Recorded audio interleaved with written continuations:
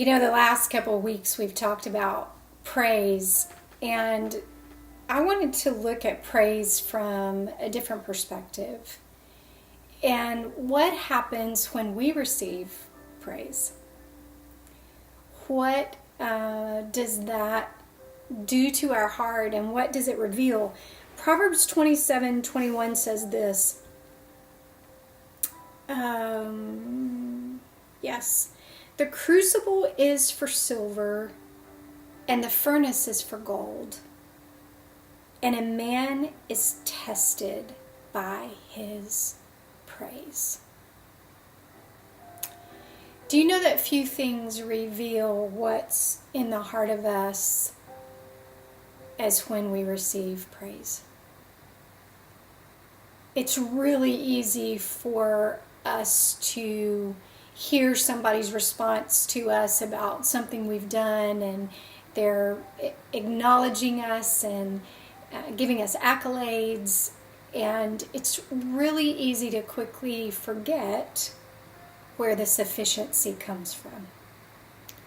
I heard a story years ago about Corrie ten Boom, and she said anytime she would go to speak, when she got done and all the people had come up to her and told her how wonderful her story was and how much it ministered to them and impacted her, that when she got alone before the Lord after it was over, she would get down on her knees and she would take her hands as if holding a bouquet, and she would extend them to the Lord. And she said, I'm paraphrasing, I may not get this exactly right, but in essence, she was saying, Lord, all the praise that I just received, I give back to you as an acknowledgement of where every good and perfect gift has come from. That is how praise should be given and responded to.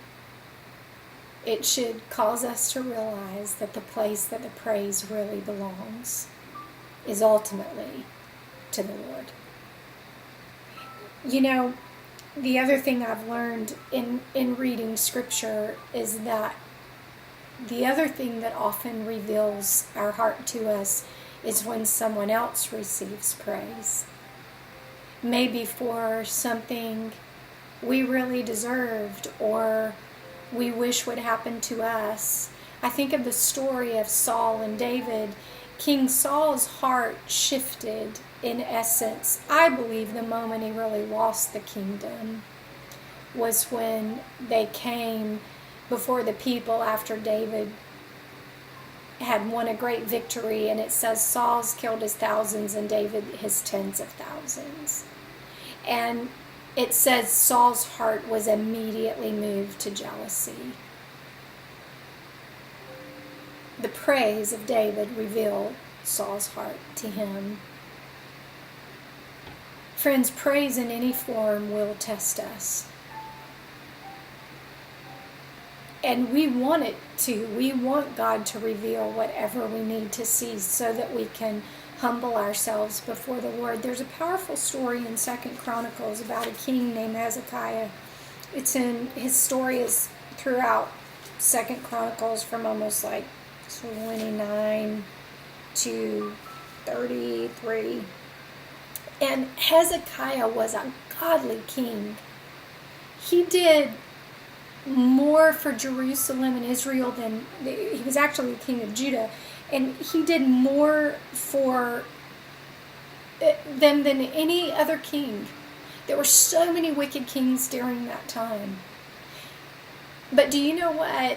There was a moment, because he had won so many battles and gotten so much praise, that his heart was proud, and the Lord corrected him.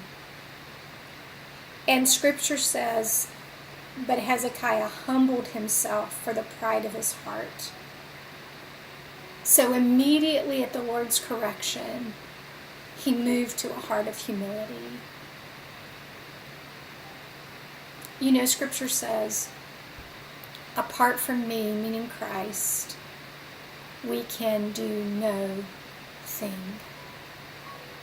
That means ultimately that any praise we get in this life, because of any good that we've done, anything that we've accomplished, any success that we've had, is because God was merciful to us. Every good and perfect gift, James says, comes from the Lord above. Our praise will test us. May you and I do like Corrie ten Boom and wrap it up in this beautiful bouquet and say, Lord, it's all yours. It's just all yours, because ultimately it's just all you. And it is. It is all him, and all praise is due him. And one day, Scripture says, every knee and every tongue will confess that he is Lord. One day, every tongue is going to be praising him. For now, let's you and I make sure that the praise is given to the place that it is truly deserved.